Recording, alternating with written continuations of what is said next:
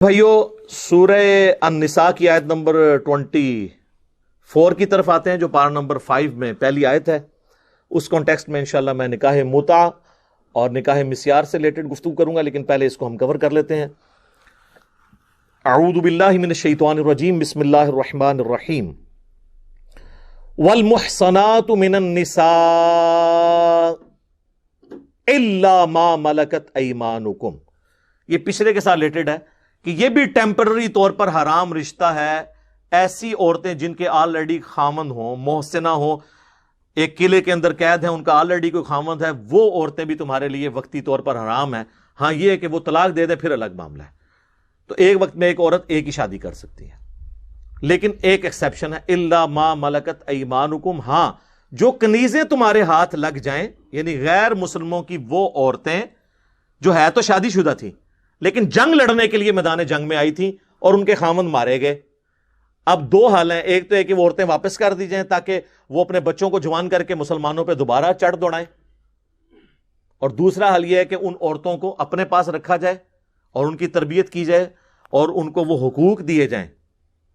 کس لیول تک حقوق ہیں کہ جو خود کھاتے ہو وہی اپنے غلاموں کو اور کنیزوں کو کھلانا ہے، تاکہ کم از کم ان کی آنے والی نسلیں اسلام میں داخل ہو جائیں.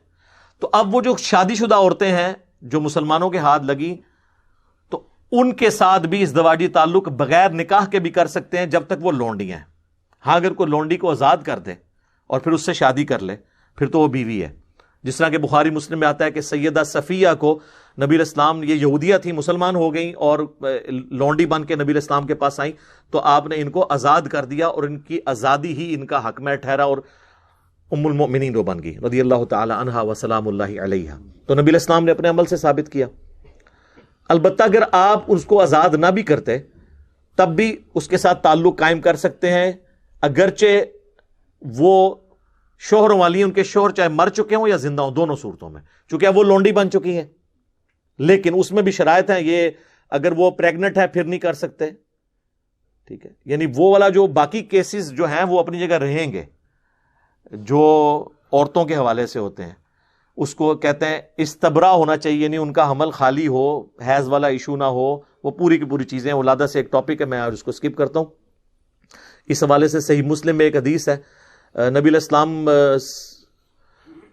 کو یعنی شکایت لگائی گئی اس حوالے سے کہ کسی نے کسی حاملہ لونڈی کے ساتھ تعلق قائم کیا ہے یا کوشش کی ہے، تو آپ نے فرمایا کہ میں نے ارادہ کیا کہ میں اس پہ ایسی لعنت کروں جو قبر تک اس کے ساتھ اندر جائے، کہ ان کو نہیں پتا کہ اس طریقے سے معاملہ نہیں کیا جائے گا. تو یہ جو لونڈیوں والا سسٹم ہے، اس پہ ڈیٹیل سے اگر آپ نے پڑھنا ہے نا، تو مولانا مودودی رحمہ اللہ کی کتاب ہے الجہاد فی الاسلام، جس میں ساری حکمتیں اس کو ڈسکس کی گئی ہیں. اور انہی آیت جو یہ سورہ نساء کی آیت نمبر 24 کے کانٹیکسٹ میں آپ تفہیم القرآن بھی پڑھ لیں، وہاں پہ بھی انہوں نے چیزیں ڈسکس کی ہیں. وہ آج ٹاپک نہیں ہے. بہرحال اینڈ رزلٹ یہ ہے کہ آج کی ڈیٹ میں یہ سسٹم آبسلیٹ ہو چکا ہے اسلام کے ڈسکریج کرنے کی وجہ سے.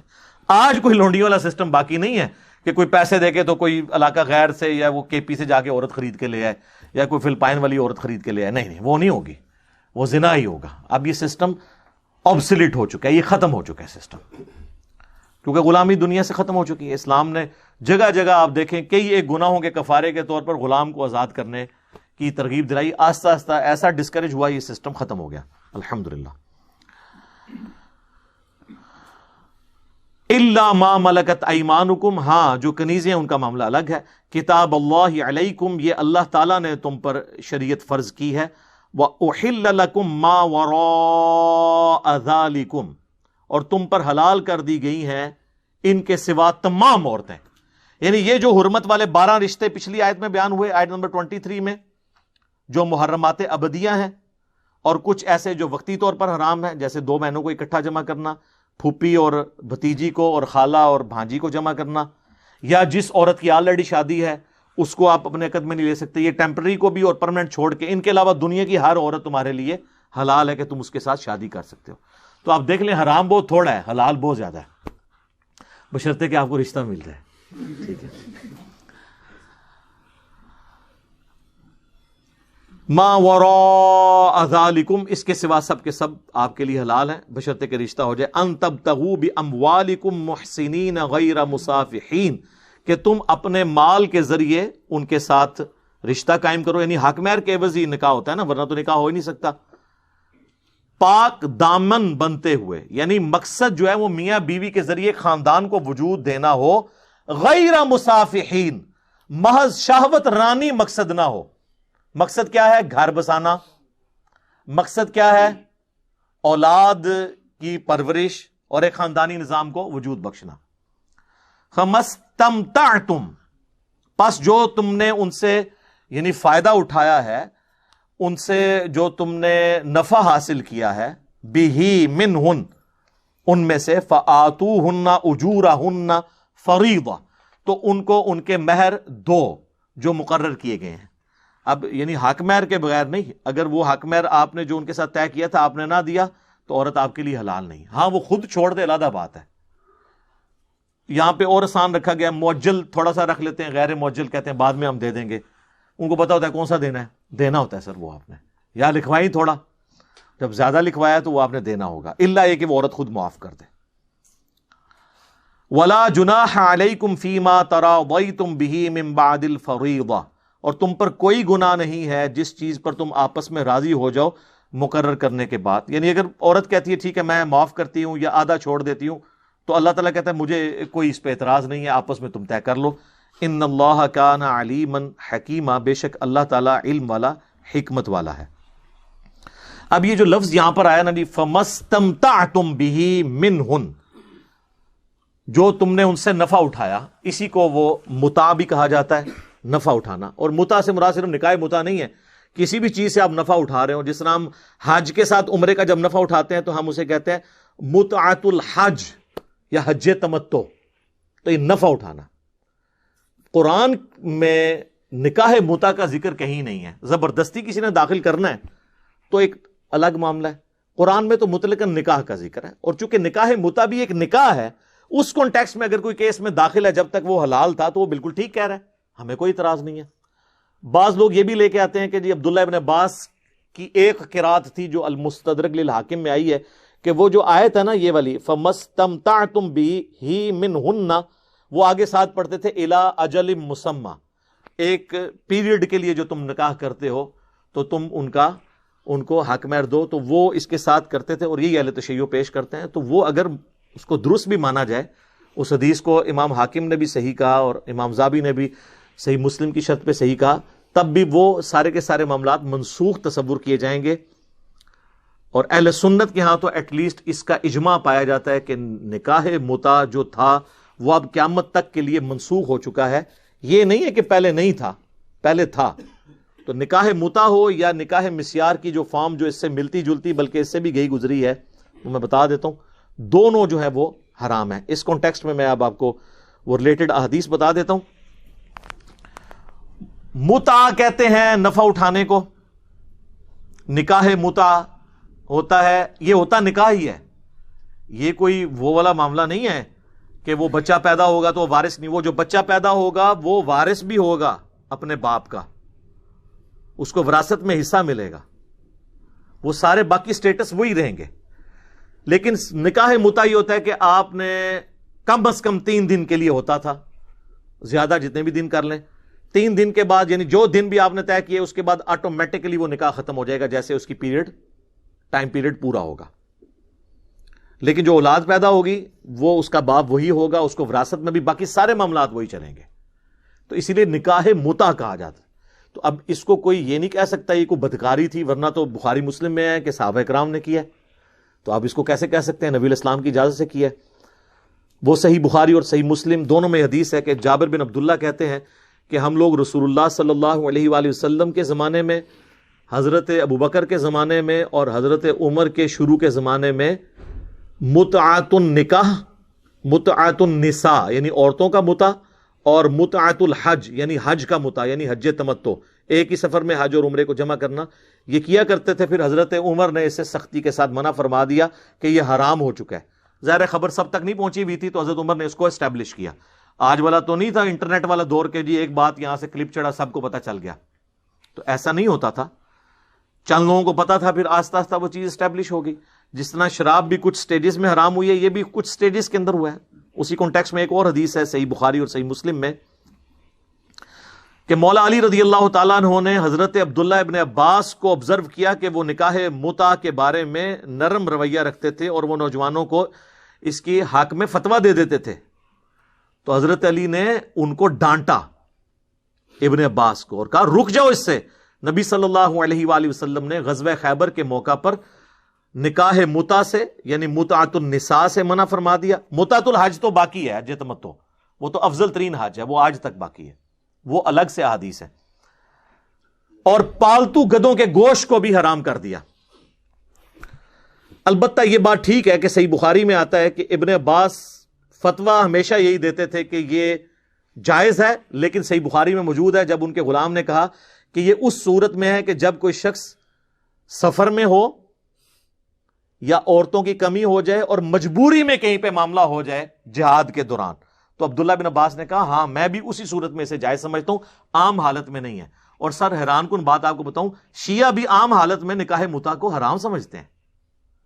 جن کی بیویاں ہیں ان کے لیے نہیں وہ کہتے متع کریں جی، وہ یہ کہتے ہیں آپ جہاد میں گئے ہیں یا دوسرے ملک چلے گئے جہاں آپ اپنی بیوی نہیں ساتھ لے کے جا سکے تو وقتی طور پر نکاح کر لیں. مطلق نہیں ہے جس طرح پبلک میں مشہور ہے. اور یہ ابن عباس کا بھی موقف تھا، لیکن یہ ابن عباس کا موقف شاذ ہے، صحابہ کے اجماع کے خلاف ہے. اور اس حوالے سے امام بخاری نے بھی پورا چیپٹر باندھا ہے اور باقاعدہ اپنا قول بھی لکھا ہے کہ نکاح متع اب ہمیشہ کے لیے منسوخ ہو چکا ہے. اور صحیح مسلم میں بھی امام نووی نے چونکہ اس کے بعد باب باندھے ہیں، مسلم شریف کے امام مسلم نے خود نہیں باندھے تھے، چھوڑ دیے تھے انہوں نے بھی یہی باب باندھا ہے کہ یہ ہمیشہ کے لیے حرام ہے. لہٰذا اہل سنت میں تو اتفاق ہے. اس لیے اہل سنت کے علماء کی جب آپ تقاریر سنیں یا ان کی کتابیں پڑھیں تو وہ بنیادی حدیث یہی لے کے چلتے ہیں جو صحیح بخاری اور صحیح مسلم دونوں میں ہے. ایک تو ابن عباس والی بتائیے، ایک الگ سے بھی ہے کہ مولا علی رضی اللہ تعالیٰ عنہ کہتے ہیں کہ نبی صلی اللہ علیہ وآلہ وسلم نے غزوہ خیبر کے موقع پر پالتو گدوں کے گوشت کو اور نکاح متع کو حرام فرما دیا تھا. کنفیوژن کیوں پیدا ہوئی؟ وہ صحیح مسلم میں ایک حدیث ہے کہ فتح مکہ کے موقع پر نبی صلی اللہ علیہ وآلہ وسلم نے اسی سال غزوہ اوتاس بھی ہوا تھا، اس موقع کے اوپر 3 دن کے لیے صحابہ کو سفر میں اس جہادی سفر کے دوران جب ان کی بیویاں ان کے ساتھ نہیں تھی متع کی اجازت دے دی تھی 3 دن کے لیے. وہ جو پابندی تھی وہ وقتی طور پر نبی اسلام نے اللہ کی وحی کے ذریعے اٹھائی.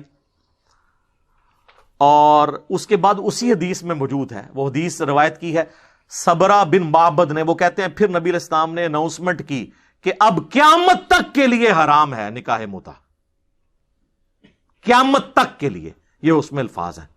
اور 26 احادیث ہیں صحیح مسلم میں، ایک پورا چیپٹر ہے، اس میں آپ کو کئی صحابہ سے ملے گا کہ اب یہ حرام ہے. اور وہ انٹرنیشنل نمبر ہے ان احادیث کا 3410 سے لے کر 3435 تک، 3410 سے 3435 تک. اور اس میں آپ ایک حدیث تو ضرور پڑھیے گا 3429 نمبر 3429 کہ عبداللہ ابن زبیر جب خلیفہ بنے، عبداللہ ابن زبیر خلیفہ بنے ہیں 64 ہجری کے بعد، جب مولا علی کو فوت ہوئے ہوئے کم از کم 24 سال گزر چکے تھے. تو مولا علی کے سمجھانے کے باوجود بھی عبداللہ ابن عباس اپنے فتوے پہ قائم تھے، وہ نکاح متع کو جائز سمجھتے تھے، انہوں نے رجوع نہیں کیا. تو پھر شیعہ یہی پھر سنیوں کو پھکی دیتے ہیں نا، وہ کہتے ہیں تم کہتے ہو صحابہ جو ہیں وہ ستاروں کی مانند ہیں، تو پھر ابن عباس ستارہ نہیں ہے جس کے بارے میں بخاری میں حدیث ہے کہ اسے اے اللہ قرآن کا علم عطا فرما، تو پھر آپ لوگ اس کو نہیں مانتے. تو ہم کیا کہتے ہیں کہ ان کا قول شاذ ہے. اور بعض لوگ کہتے ہیں رجوع کر لیا تھا، رجوع والی تو کوئی بات نظر ہی نہیں اس میں آ رہی. بخاری میں بھی موجود ہے کہ وہ اس کنڈیشن کے اندر فتویٰ دیتے تھے. اور مسلم شریف میں عبداللہ بن زبیر خلیفہ بنے 64 ہجری میں، 73 ہجری میں وہ شہید ہوئے ہیں 9 سال کے لیے. یزید کے مرنے کے بعد حجاز میں ان کی حکومت تھی. تو وہ خطبہ دے رہے ہیں، خطبے کے دوران انہوں نے عبداللہ ابن عباس کی طرف اشارہ کر کے کہا کہ بعض لوگ دنیا میں اپنی آنکھوں سے اندھے ہو چکے ہیں اور اللہ نے ان کو دل کا بھی اندھا کر دیا کہ وہ اس قسم کے فتوے دیتے ہیں کہ نکاح متع جائز ہے. اب عبداللہ ابن عباس کو غصہ آ گیا، انہوں نے اسی خطبے کے اندر ہی کہا کہ تم بے ادب اور کم فہم ہو. امام المتقین صلی اللہ علیہ وآلہ وسلم جو پرہیزگاروں کے امام تھے، انہوں نے متع کی اجازت دی ہے. تو یہ مطلب ہے کہ عبداللہ ابن عباس اپنی بات پہ قائم تھے. تو اچھا مسلم شریف میں نا امام مسلم نے نا گستاخی سے بچنے کے لیے نا عبداللہ ابن عباس کا نام نہیں لکھا, رجلن, ایک مرد, ایک مرد. لیکن آپ باقی حدیث کی کتابیں اٹھائیں گے نا تو وہ آپ کو نام بھی, وہ فلاں کا نام بھی پتا چل جائے گا. مسند ابی عوانہ کے اندر باقاعدہ مینشن ہے کہ وہ عبداللہ ابن عباس تھے. تو عبداللہ ابن عباس ہی ظاہر یہ کہہ سکتے تھے نا, بے ادب کام فہم, کوئی تابعی تو نہیں کہہ سکتا تھا ایک صحابی دوسرے صحابی کو, عبداللہ ابن زبیر کو, کہ امام المتقین نے ہمیں اجازت دی تھی صلی اللہ علیہ وآلہ وسلم. تو عبداللہ ابن زبیر نے کہا کہ تو پھر کر کے بتا متا, تو دیکھ میں تجھے رجم بھی کرواؤں گا. یعنی ظاہر وہ تو خلیفہ تھے, تو انہوں نے دھمکی لگائی کہ پھر ٹھیک ہے تو فتوی دینا, آپ کر رہا پھر تو دیکھ میں تینل کے کرنا.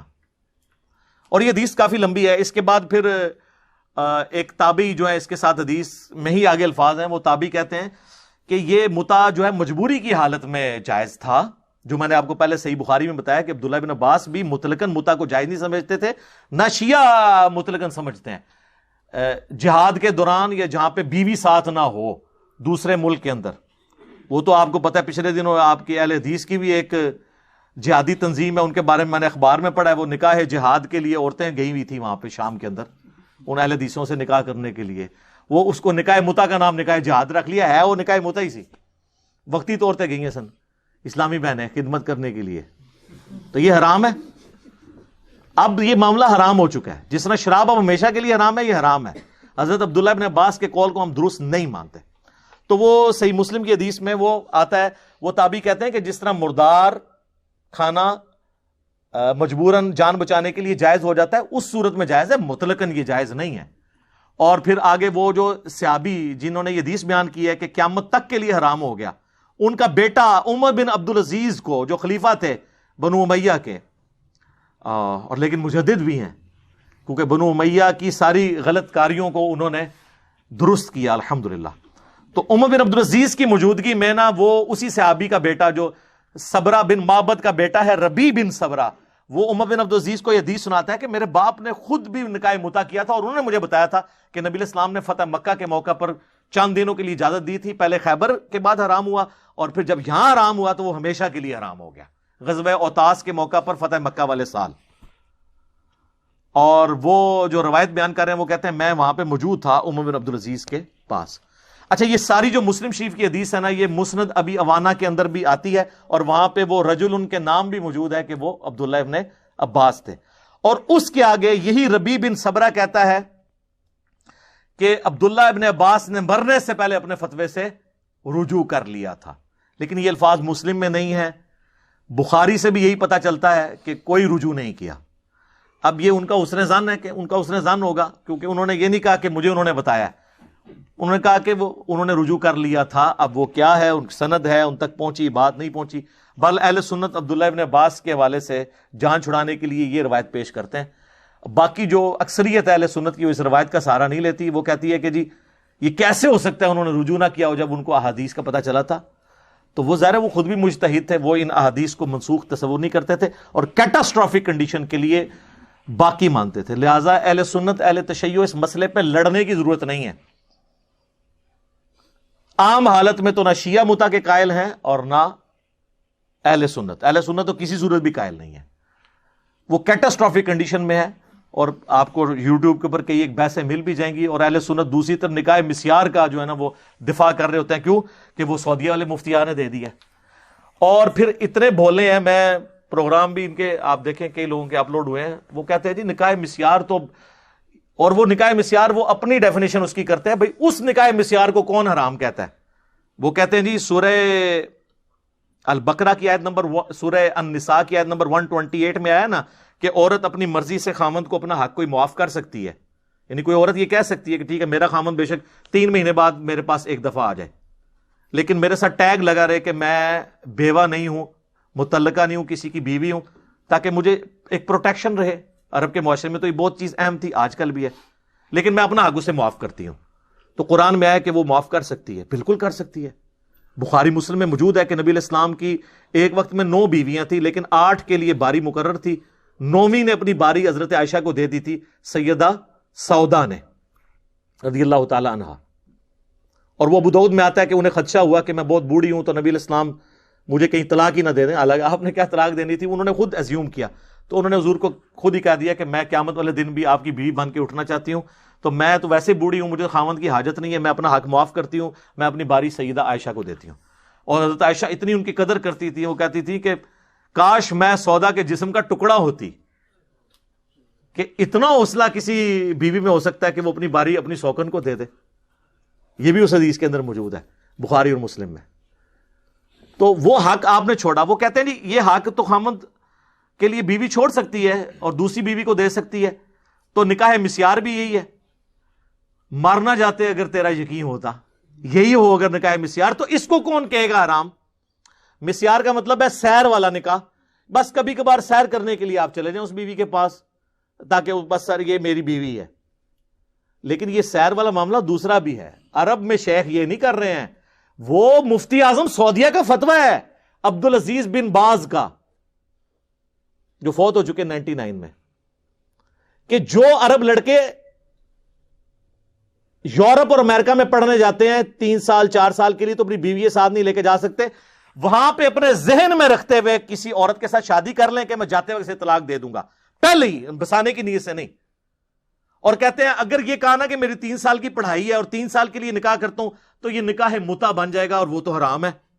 دیکھو, تو ذہن میں رکھ لیں. اب مجھے ایمانداری سے بتائیں, نکاح متع پھر زیادہ برا ہوا یا یہ والا سو کارڈ نکاح مسیار کے جس میں آپ دھوکہ بھی دے رہے ہیں؟ اس سے تو بہتر تھا اگر آپ نے چلنا ہی تھا تو 3 سال کے لیے کر لیتے. کہتے ہیں نہیں, خود ذہن میں رکھیں, اگر آپ نے ٹائم پیریڈ طے کیا تو وہ تو نبی نے حرام فرمایا ہوا ہے. وہی بات ہے کہ ماں باپ کو اف تک مت کو, گالیاں نکال لو, مار بھی لو, یہ وہی چیز ہے. اور یہ ہے وہ نکاح مسیار جسے ہم کنڈیم کرتے ہیں. اور پاکستان میں شیخ زبیر علی زئی رحمہ اللہ تعالیٰ کہتے تھے یہ زنا ہے. اور جس نکاح مسیار کا یہ لوگ دفاع کر رہے ہوتے ہیں اہل حدیث, اس کو کون حرام کہتا ہے؟ اسے کوئی بھی نہیں حرام کہتا, وہ تو قرآن میں اجازت ہے. نکاح مسیار خام خواہ جنون کا نام خرید رکھ دیا ہے. یہ اسی طریقے سے جب ہم بنو امیہ کو رگڑا لگاتے ہیں نا, تو یہ کہتے ہیں وہ جی حضرت عثمان بھی بنو امیہ میں تھے. وہ بھائی حضرت عثمان کا تو ہم ذکر ہی نہیں کر رہے, ہم تو خلفائے راشدین کے بعد والی بنو امیہ کی بات کر رہے ہیں. تو وہ حضرت عثمان کے پیچھے چھپنے کی کوشش کرتے ہیں. یہاں پہ بھی مسیار کا جب ہم رد کرتے ہیں نا, تو کہتے ہیں نہیں مسیار تو یہ ہوتا ہے, تو قرآن میں اجازت ہے جی, حضرت سودا نے بھی چھوڑ دیا. اور سر اس کی نہیں بات ہو رہی, یہ بات ہے. اور یہ پریکٹیکلی یہ کیس ہوا ہے. مجھے خود ایک اہل حدیث عالم نے 3 دن پہلے میری ان سے بات ہوئی اس ٹاپک پہ, تو انہوں نے کہا میرے تو یہ گھر کی بات ہے.